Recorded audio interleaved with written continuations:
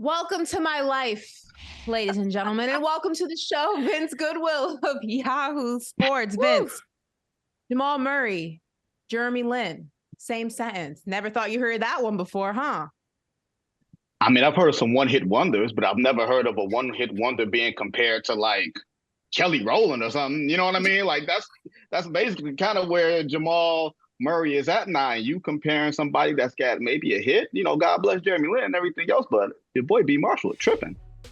Yeah, I mean, jokes aside, though, let's dive into this conversation of Jamal Murray a little bit more. The lack of respect on his name, that was one of my feed items. Put some respect on Jamal Murray's name. I feel like we're having this conversation about, is Jamal Murray a top 10 point guard? Is he elite? Is he somebody who can do it again? And listen, yes, he had a phenomenal time in the bubble. He was plagued by a horrific injury, but I just don't see how people are far-fetched to say that he's probably top 10 in his position in the NBA. I don't understand how that is such an asinine take to some people. To me, he is. I don't see how you can watch the playoffs, watch how he progressed from the start of the season to the end of the season, the showing he had in the finals, the showing he had consistently in the playoffs, and say there are 11 point guards better than him. Where do you stand on the argument? I think that's ridiculous, to be perfectly honest. But I think, unfortunately, we are in A, the hot takes, and B, how many people do you know that stay up at 11 p.m. Eastern time to watch the Denver Nuggets? That's why they were such a huge surprise in the first place. Secondly, I do think there's something to having a role of being the second guy behind an MVP player like Nikola Jokic. And some guys may be more talented than Jamal Murray and may be a number one guy, but how many guys can actually fit there where you're not handling the ball all the time, where you're playing off of a guy who's a hub, where you don't have the entire floor to work with? There are some quote unquote franchise point guards that I would take Jamal Murray in front of. I'm not necessarily saying any names. I'm not trying to throw any shade on anybody, but outside of the Steph and Ja Morant when he's actually playing and right and everything else, there aren't that many guys left that I would put in front of Jamal Murray from this point forward, especially because he can shoot, he's bigger, he can defend. Like we saw him defend really well in the finals, a lot better than a lot of people expected. And he's more explosive than a lot of people remember. This is not just a bubble guy. He's better than the bubble guy. And I think we're just a little slow to pay attention to teams in different time zones than the Eastern time zone. Listen, I love what you just said because I am a Denver Nuggets fan born and raised. So while everybody's trying to figure out who are the Nuggets, I have been knowing this Nuggets team. And I'm really glad you brought up this bubble performance with him because for so long it was bubble Murray, bubble Jamal. And what people forget to realize is after the bubble, there was an injury. So I think we would have kept seeing what we saw in the bubble had he not had that injury to kind of put a damper, a little cramp on his style. He gets healthy. He has a full healthy season. And here he comes. And more impressively, to your point, behind the best player in the world, he still had a 30-point triple-double in this playoff run, in this final series. That's pretty incredible to do when you've got Nikola Jokic also on the team. So he's a defender. He's an offensive weapon. He's clutch, which we have found with this Denver Nuggets team. He knew how to turn it up in the second half to win some of these games for the Denver Nuggets. So the Jamal Murray slander, I will never understand it. He is exceptional. And it's not just bubble Murray anymore. This is just Jamal Murray. This is just who he is and has been. We just needed to see it more. Speaking of the bubble, let's go to LeBron real quick. You saw how I did that. LeBron came out and that is some high class shade right there, Ashley. Man, it was the perfect. She set me up. It was the alley oop. I had to take the shot. I did alley ooper, and she just slammed it. Yeah. Listen, LeBron finally answered the question. I think a lot of fans have been wondering why he has never done the dunk contest. And he had a quote out there and he basically said in so many words, I don't think it was something I wanted to accomplish in my career. And I think that a lot of people are rubbed the wrong way by that. It's kind of split down the middle. Some people are rubbed the wrong way and some people say, not really surprised. All-Star has kind of lost its glamour. I remember back in the day when you go back to the 90s and even the early 2000s, being an all-star, they used to play the all-star game like a real NBA pickup game. The slam dunk contest was something that players actually wanted to do. It was something you saw some of the biggest stars in the world doing. And I think little by little, we've gotten away from that. And some can argue, yeah, LeBron could have done it early in his career, but I'm actually not surprised that it wasn't on his to-do list. It's not on a lot of guys' to-do list anymore, which is why the dunk contest, no shade, looks like what it looks like. Vince, where do you stand on this argument? Now, I'm a little older than you two ladies, you two youthful ladies. I will say that.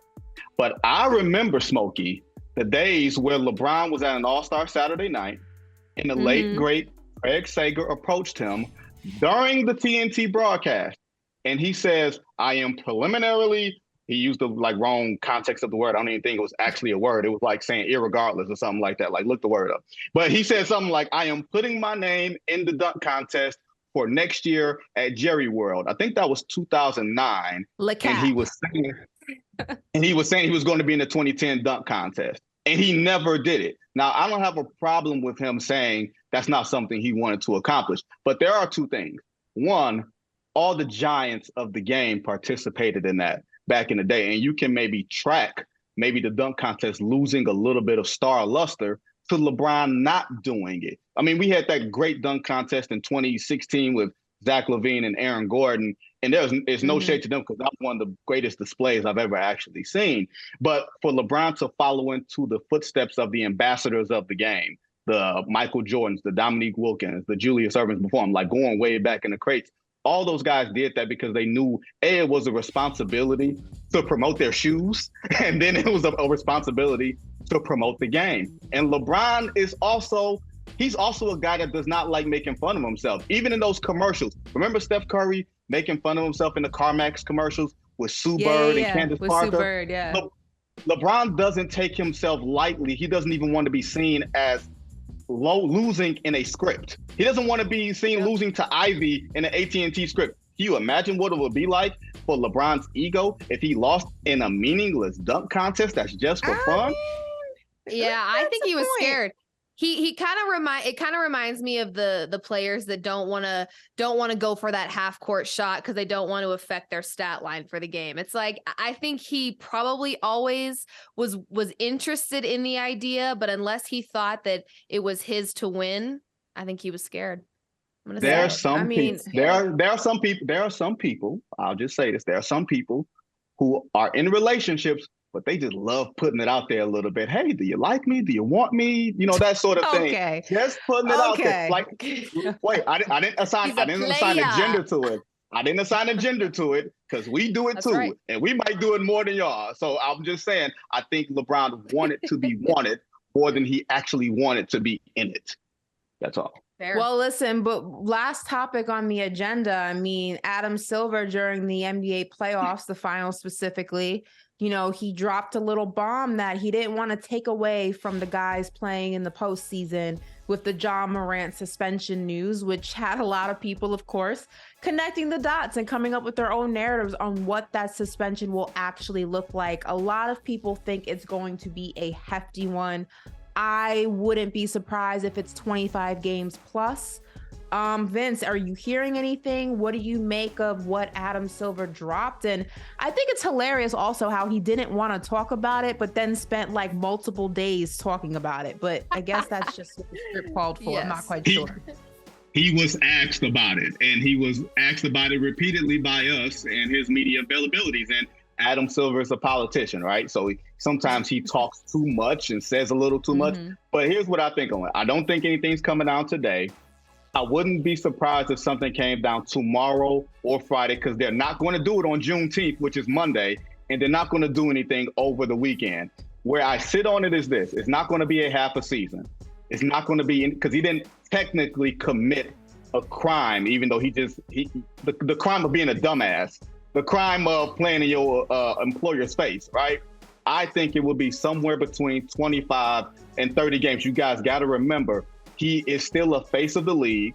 He's a face of Nike. He is a future of USA basketball, and they know he's going to be around. So while you want to do something punitive and you want it to be something that kind of demonstrates, hey, you shouldn't do this again. They also don't want to throw him out and not be able to market him, not be able to use him somewhere down the line. So it's like a lot of cooks in the kitchen that are being considered with this. But Ashley, I'm with you. Everything that I've sort of gathered, that I can sort of connect the dots on, I would say somewhere between 25 and 30 games. Liv, real quick before we let Vince go. Before we let Vince go, does John need to get out of Memphis? Yes, Johnny. I really seriously, I think I have at this point, I've been too frustrated with it all, and I have quite honestly lost quite a bit of respect for John Morant. And I think the way that he spit in his employers' faces, the employers that not only put food on his table, but millions in his account. And I don't really care that he's an entertainer. I don't care that he puts people in the seats in Memphis. If you can't abide by your employer's rules, then most people get fired for those types of things. So I'm over it. He, to me, has a lot of learning to do, and I'm not sure he's going to learn his lesson with a 25-game suspension. I think it needs to be more severe than that. Whoa. So, that's pretty severe as is. That is really that's more than more severe. Suspension. Hey, Vince, listen, as 3-6 Mafia said, it's hard out here for a pimp. You know what I mean? So who's the pimp? That's for the audience to decide. Maybe it's you. That's right. Maybe it's you. You got all the shoes in the background. Not I. I'm still stuck on a black fan in Colorado. Hey, thank you for watching Brother from Another. If you haven't hit that subscribe button, go ahead and do that now. Don't forget, you can catch us 3 to 4 weekdays on PeacockTV.com and on Sirius XM Channel 85.